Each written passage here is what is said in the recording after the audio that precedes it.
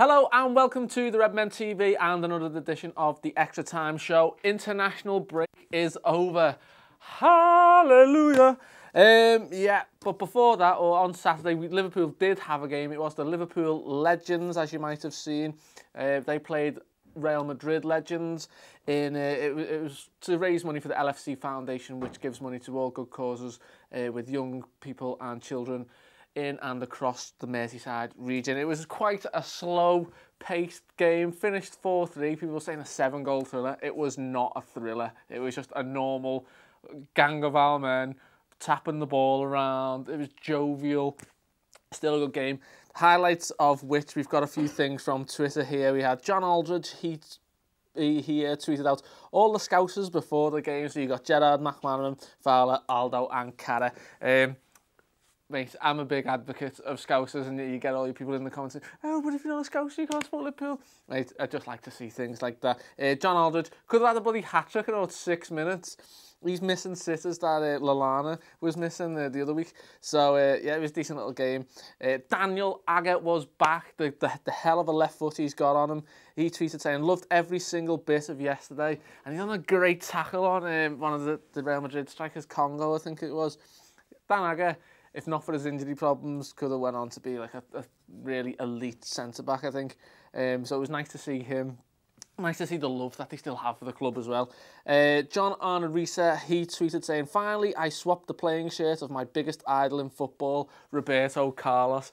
Now, if you were growing up and you've played football and you've never shouted, Carlos, when you hit it with your left foot, you haven't lived and you're probably not a football fan. So why are you watching this show? You just love me. Fair enough, stop watching, Dad. Anyway, we also had a tweet from Robbie Fowler and Steven Gerrard. Fowler put it, I think it was on Instagram, saying, not a bad player, this lad. And basically, Steven Gerrard got an assist for Fowler, giving him the pen in front of the cop end. So it is always nice to see that. Both bloody millionaires, like, but I still love them. Yeah, and Steven Gerrard, right, a lot of people on Twitter were saying, sign him up, he's bossing the game, and then you've got your counter-argument saying he only retired last year and he's playing against a gang of 50-year-olds, he should be bossing it. Let's just get one thing right, Steven Gerrard has got one hell of a ball still on him, and I was discussing this with a few of the lads. I don't think he could cut it in the Prem for like a top 10 side. I do think he could cut it for a bottom 10 side, and the real paradox here is Steven Gerrard would be more likely to get into the Bayern Munich squad than he would to get into the Sunderland squad in like that Alonso role. So I don't know. I don't even want to ask the question. Would you still have Steven Gerrard back because he started a new career? But what do you think of his performance? And has he still got like one season left in the tank? So apart from that, we had the international break, and there was a few good players. Adam Lallana was the star of the show, I would say. He started both England's games. He played 60-odd minutes against Germany, in which we lost. Emre Can came on for half an hour to see out the game, but it was really in the Lithuania game did Adam Lallana really show his skills.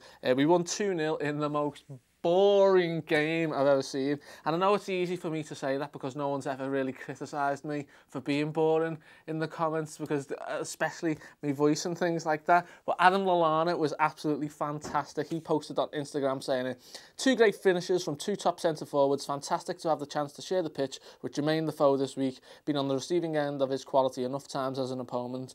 Nice to see.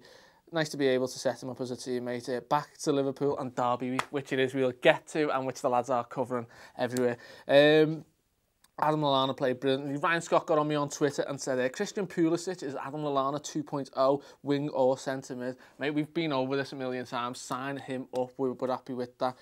One of the interesting things was Nathaniel Clyne was dropped twice for Kyle Walker. I know it's being covered a lot, like the Trent over Clyne argument. Let me know what you think. But Connor Southwick put R.I.P. Ronnie Moran, which we'll get to a bit later on, and he said, looking at the Alexander-Arnold thing, like he said on this video, he's good at going forward, but not as good as Clyne defending. Would putting him in right now give us the problems we had on the left last year with Moreno?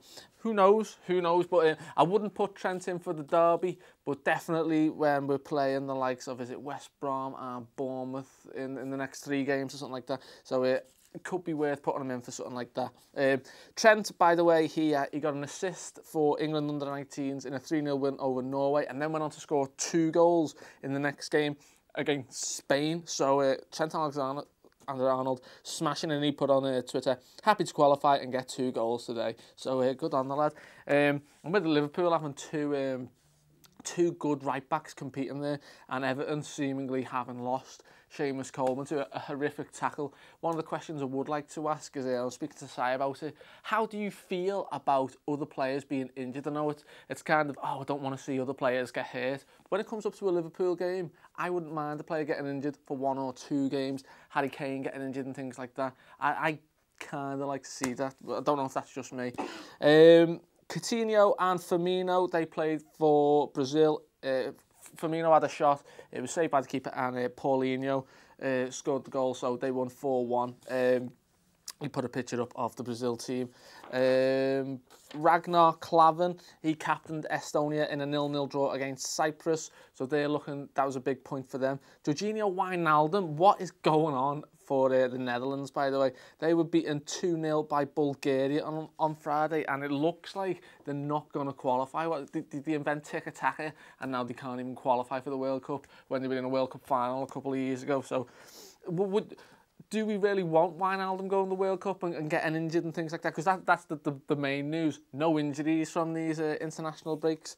So yeah, Wijnaldum was in action, but no good for him. He was replaced at half-time by Wesley Sneijder. Marco Grujic played the full 90 minutes for Serbia under-21s. Ryan Brewster scored twice for England under-17s in a 5-3 win over Czech Republic. Danny Ward, Harry Wilson, Ben Woodburn, Mignolet, Origi, Markovic, all unused subs, but they're still out there getting a free kind of holiday. So meanwhile, those who were not on international football, we've got a picture here of Flano. Brilliant day golfing at Loch Lomond. Everyone else is fucking slugging away playing 90 minutes, and there's Flano doing like the back 9 in Scotland or whatever it is. Good on the lad. I'm always a fan of Flano. Loris Karius, but using the international break for a short trip home. Enjoy your Sunday evening. Loris Karius tweets pictures like he's a fucking ASOS advert. Mate, concentrate on your football. Handsome chap though, handsome chap. And in final footballing news, Kev Stewart scored a little bit of a worldie, I'm not going to say an absolute worldie, with an overhead kick in training. So Liverpool tweeted it saying improvisation at its finest. So Stewart kind of takes it and does a left-footed overhead. So he's still showing he can do the business in training. Just a short show, so I'll wrap it up with the comments of the week. We had a lot of people paying respect to Ronnie Moran. We had Ethel Berger put, Ronnie was a gent and hit free kicks and penalties harder than anyone in the game, with a wet leather ball that weighed about 3 times what the modern one weighs, or about half of what Jamie's head weighs. A lifetime almost at the club and one of the greats. Yeah, true, very true.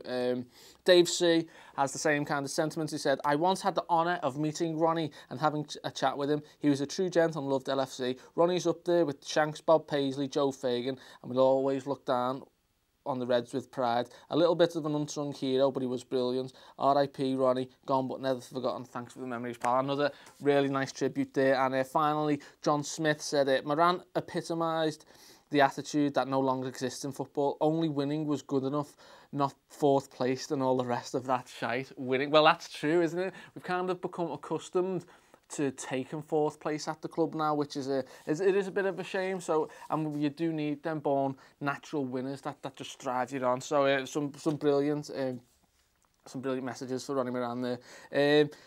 Joke DL or Jack DL or Whack DL said it. Firmino was scouted through Football Manager. All right, mate. We'll just. I'm sure you're a great manager on football. No one ever gets sacked on Football Manager, do they? They always take Brentford from the fucking conference to win the Champions League. So we had 10-20 put it. Fuck Lance Van Stans. Vice City, probably the best game ever. At least the best GTA. It actually really was, though.